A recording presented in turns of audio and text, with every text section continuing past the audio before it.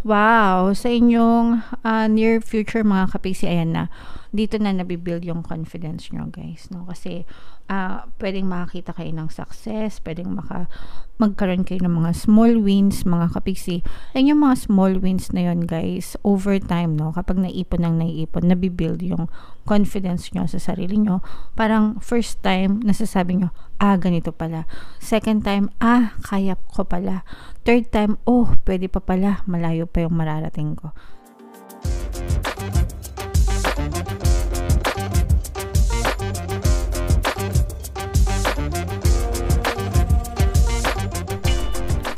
Hello guys, hello Gemini, welcome back to Pinay Pixie Tarot. Ang pamagat ng ating episode for tonight is Story Mo Ba To? Ito isang timeless reading mga kapiksi para sa Gemini, Sun, Moon, Rising, Sign, and Venus. Sa reading na to guys, titingnan natin where you are right now, mga potential and challenges nyo, what you need to focus on, your past, present, and future energy guys, yung mga suggested approach and yung potential future ng story nyo mga kapiksi. So shuffle ko yung cards guys, hanapin ko yung energy ng Gemini.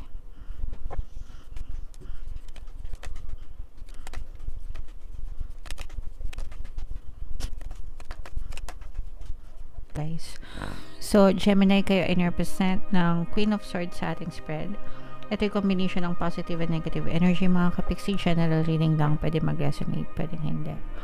Comment down below guys if feeling nyo naka-resonate kayo sa mga messages. Where you are right now, Gemini, for some of you, meron kayong tinitimbang na desisyon pagdating sa trabaho nyo or sa pagkakakitaan, kung ano man yung pinagkakakitaan nyo guys. Pwedeng trabaho, pwedeng negosyo, pwedeng investment. For some of you, parang meron kayong napiling gawin. Let's say for example, nagtatrabaho ka tapos gusto mong magkaroon ng additional income, gusto mong magnegosyo or gusto mong mag-invest, pero hindi ka pa sigurado. So may pagka-indecisive ka pa mga kapiksi, pinag-iisipan mo pa tong ng husto and tinitimbang mo pa yung mga consequences, yung mga pros and cons. So tama lang yan guys. I mean, take your time sa pagdedesisyon, lalo na sa pera guys, no, make sure talaga na timbangin nyo mabuti kung gusto nyo talaga, kung ready na ba kayo, kung enough na ba yung plano nyo, excuse me, ganyan para siguradong hindi kayo mapahamak or at least ma-minimize nyo yung mga risks nyo mga kapiksi. Alright?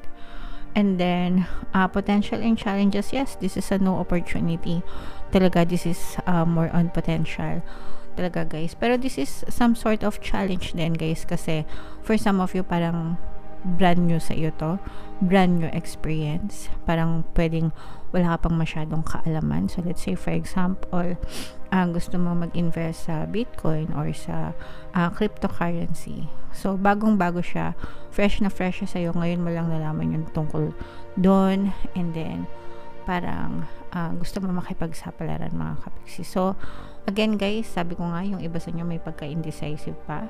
So pag-aralan nyo muna ng mabuti, wag magmadali, wag magpadalos-dalos guys, okay? And then what you need to focus on, this is yourself guys, no? You have to invest yourself, especially guys kung gusto nyo rin mag-invest for your future. Kung gusto nyo pang malayo yung marating nyo, ikaw yung best friend mo. At the end of the day, ikaw din yung makakatulong sa sarili mo. So make sure na nag-invest ka ng mga tamang kaalaman, tamang knowledge, tamang skills para sa sarili mo. And kailangan nag-invest ka rin ng magandang self-concept, no?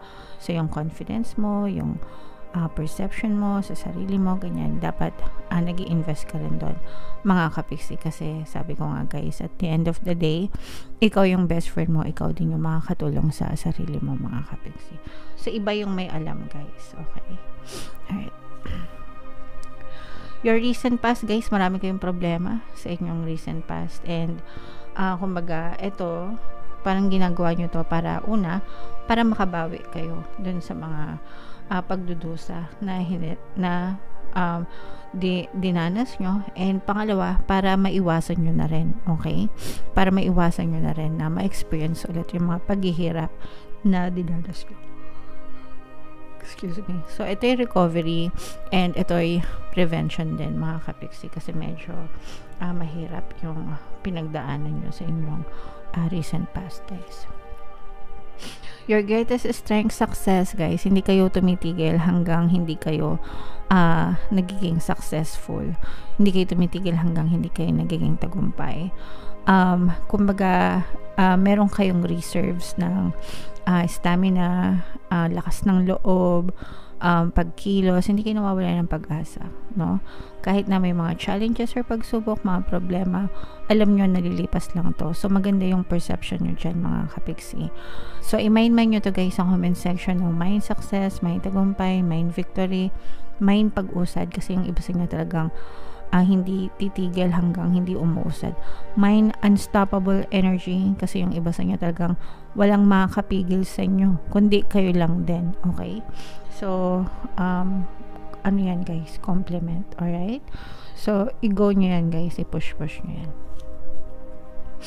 Wow! Sa inyong near future, mga kapiksi, ayan na. Dito na nabibuild yung confidence nyo, guys. No? Kasi, pwedeng makakita kayo ng success, pwedeng magkaroon kayo ng mga small wins, mga kapiksi. Ayan yung mga small wins na yun, guys, over time, no? Kapag naipon, nabibuild yung confidence nyo sa sarili nyo. Parang first time, nasasabi nyo, ganito pala. Second time, kaya ko pala. Third time, pwede pa pala, malayo pa yung mararating ko. So, mga ganun, guys. The more na nagkakaroon kayo ng mga small wins, small successes, the more na nabibuild yung confidence nyo, mga kapiksi. Okay? Alright. So, comment down below, guys. Ito, mind nyo rin yan, guys, no? Mind confidence, mind more money, ganyan. Mind, kaya ko pala. So, lahat yan, guys, i-comment nyo sa comment section, mga kapiksi. And then, suggested approach, guys, is to keep on going, pero kailangan balance lang din. Kumbaga, hindi masyadong mabilis, hindi masyadong mabagal. Nandun sa tamang pace, mga kapiksi. Kasi kapag masyadong mabagal, although wala tayong reklamo, kasi mas mabuti yung mabagal kaysa sa wala talaga, okay?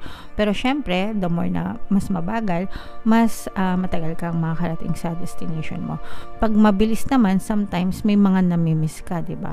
Kaya nga sabi nila, ang tumatakbo ng matulin, kung matinik ay malalim. So baka sa sobrang bilis naman, may mga mamiss kayo ng mga importanteng details, tapos maging cause pa ng trouble sa inyo. So, yung tamang pace lang, mga kapiksi.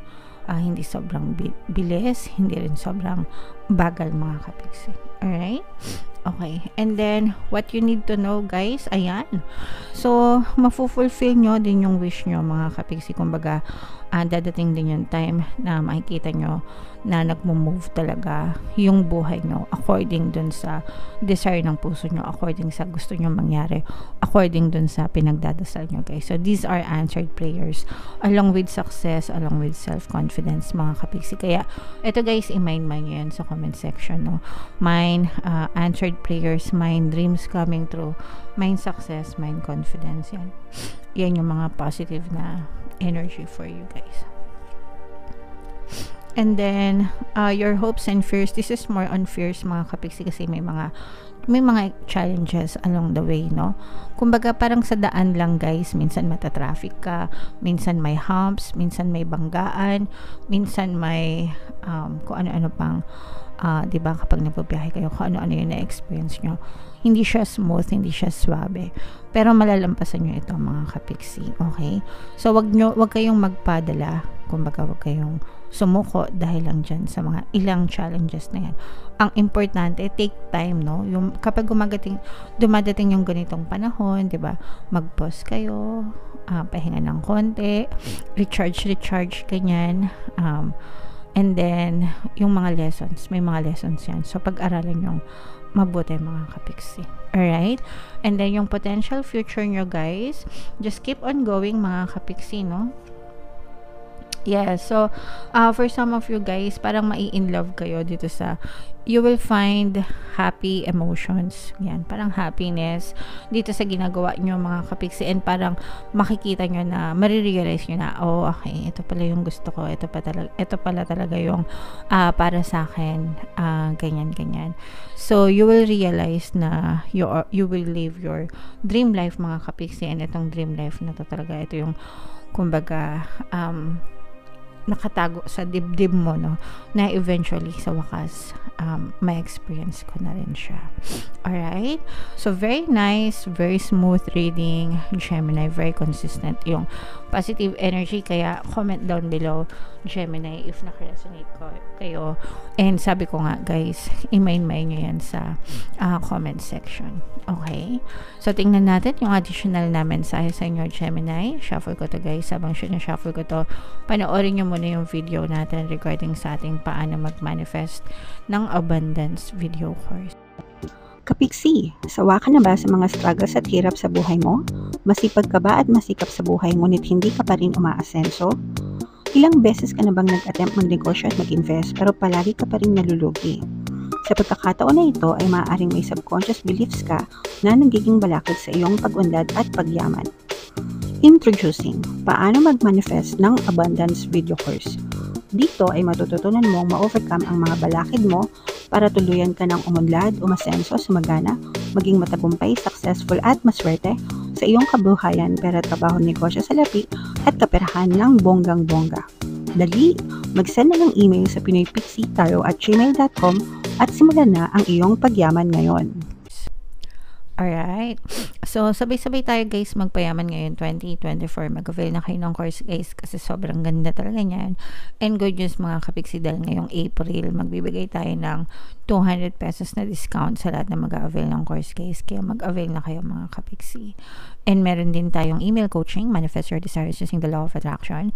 If meron kayo guys na mga specific na gusto nyong i-manifest, pwedeng love and relationship mga kapiksi, pwedeng money or career, pwede kayo magpabook ng email coaching session with me. Mag-send lang kayo guys ng email sa pinoypixie@gmail.com. So, ito yung grabe to. Ito additional message pero sobrang ganda pa rin mga kapiksi, no? So, with this energy guys, parang nagliliwanag yung isip mo. Malinaw yung direction sa isip mo, no? Malinaw sa isip mo, malinaw yung plano mo, malinaw yung vision mo, malinaw yung goals mo sa yung buhay mga kapiksi. And you are being guided, no, by your spirit guides, by your angel guides, para marating mo yung gusto mong marating, yung finish line, kung ano yung target mo na finish line mga kapiksi. Malinaw na malinaw yun sa isip mo guys. Okay, and sabi ko nga, ginagabayan kayo ng inyong mga gabay para marating mo yung landas na yun, or maging swabe sa'yo yung landas na yun mga kapiksi. And ang nag-aantay sa inyo guys, tingnan nyo, pagpapala, blessings, kasaganaan ito mga kapiksi. So kapag na-reach mo yung finish line guys, no, ito yung nag-aantay sa'yo, mga unlimited blessings for you. And ito yung rewards mo from the universe, from the creator, dahil sa pagsisipag at pagtsatsaga mo and hindi ka sumusuko sa buhay. Kaya talagang matatamasa mo itong matatamis na biyaya na deserve mo naman talaga sa buhay mo. Kaya ito guys, syempre alam nyo na yan, i-mind nyo na yan. I-mind nyo na yan sa comment section guys. Matatamis na biyaya, matatamis na pagpapala, ganyan-ganyan. Alright? So, very nice message, very consistent. Gemini yung mensahe sa inyo. Comment down below if feeling nyo naka-resonate kayo dyan sa mga messages na yan, guys. Ito yung ating mga pampaswerte subliminals. Pakinggan nyo para talaga maging maswerte kayo, guys. And ito naman yung ating success stories ng paano mag-manifest ng abundance video course. Click here to subscribe, guys, and click here to join our membership program. Thank you for liking, sharing, and subscribing, and see you again next time. I love you all. Have a nice day. Bye-bye.